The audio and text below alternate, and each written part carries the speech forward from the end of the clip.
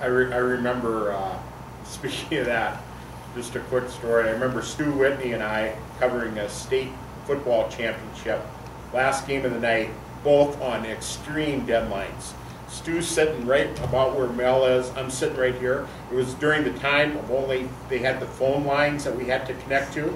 There was only one phone line right here. And believe me, Stu and I were great friends. We were saying nothing, but we were looking at each other going, oh my God, I gotta get to that frickin' phone line before we do. Yeah, exactly. Mike, do you want to address that even though you're... I'm sitting next to Mel Antonen and John Papendick. I'm not giving an opinion on Ryan. No, yes. I'll bow to them. I just want to make a comment. I used to live in Redfield, and we had a friend who moved to Dallas, Texas. And when he came home to visit, we were talking about his new home and everything, and asked him what he missed. Did he miss us? No. Did he miss going to the Pheasants ball games? No. What did he miss most about living in Dallas, Texas? He missed the Aberdeen sports page.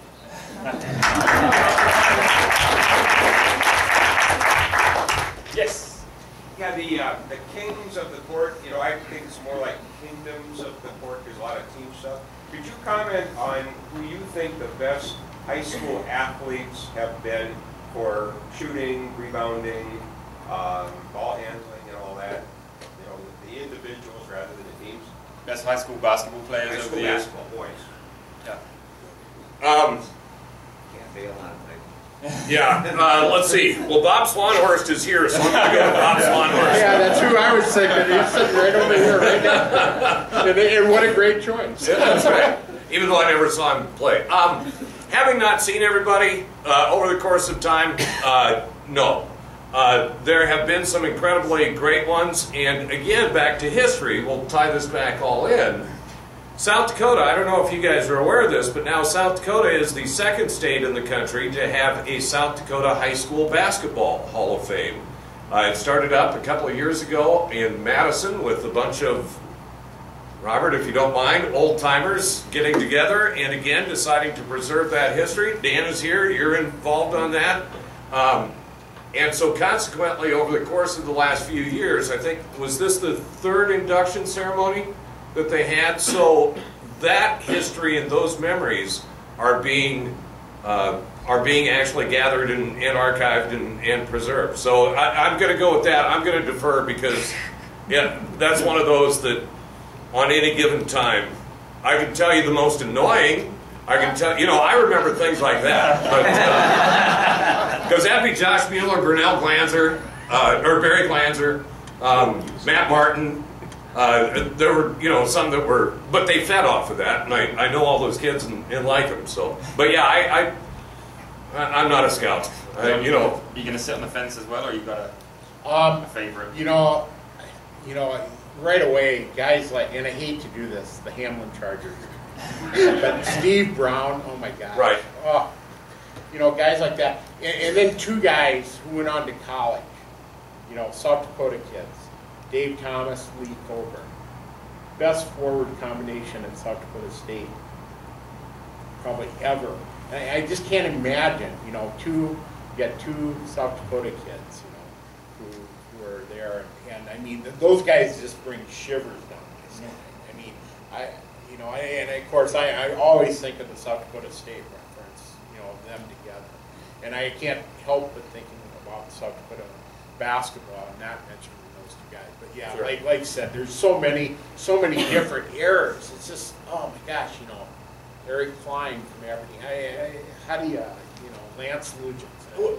Well, and the cool part about that, you were talking about the Keith Larson story. Now, Keith Larson's son is now played at Roosevelt High School and is now down at the University of Florida. And so it's so cool just to follow those bloodlines through the course of the years, to tie together all of the Yackleys and the Krogmans, and because the bloodlines there, and especially with girls basketball, finding out right now we've got up at Summit we've got Lori Wallaber, the O'Farrell twins are the daughters of Lori Wallaber, who was one of the all-time greats in high school girls basketball. That's always tougher to track because maiden names and that sort of thing. But to me, that's what I actually like is following the history and the bloodlines and those types of things. Well, it's incredible. I mean, all those names you mentioned, and then I was struck by, I couldn't read enough about Krogman, Louis Krogman. Louis, yeah, from White River. What a story that is. So he's got to be considered. And just from, you bring up Steve Brown. He was my classmate at Hamlin.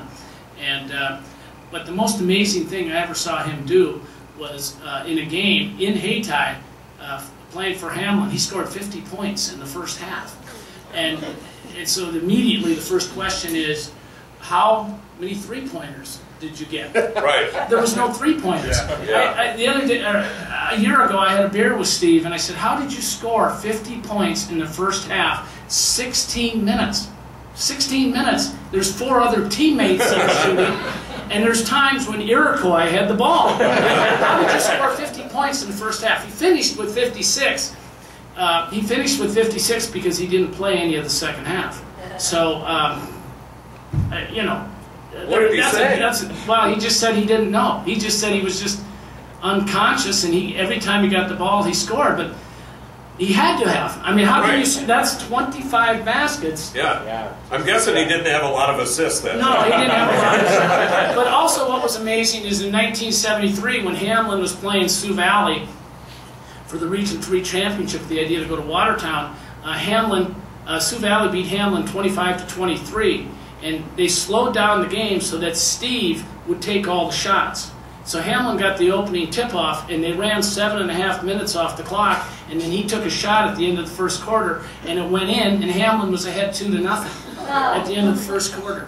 It was like 6-4 at halftime. And Steve scored all the points. Harley Tetzloff, the Charger center, took a shot. He was wide open. And the coach gave him hell. He said, what are you doing? That's how good Steve Brown was. And it turned out that Sioux Valley tied the game, and I think it was 25-23, but they tied the game at 23-23 with about 3 minutes to go. And then George Kiner, the Sioux Valley coach, called timeout, and he said, okay, none of this. We're going to hold the ball. So they held the ball for the last 3 minutes, and they called timeout again with 2 seconds to go. And everybody in the Watertown arena thought that Sioux Valley was going to go inside and take a quick shot from the middle of the court and hope for a foul. They had a big guy by the name of Van Manen. Remember, he was about 6'3" or 6'4". So everybody in the arena thought that Van Manen was going to take the shot that put Sioux Valley in the state championship. Instead, they took the ball out of bounds and they threw it to Henry Linkeek in the corner. And if you've ever been to the Watertown arena, the corners are a long way away from the basket. And he took a wide open shot and a swish right at the buzzer and gave Sioux Valley a 25-23 win over Hamlin. What a night. 2 very dramatic stories about Steve Brown. I only bring them up because you did. I would have And by the way, Steve Brown is going into the South Dakota Sports Hall of Fame this evening at the induction banquet. And okay, now, just wait. Every World Series since 1980.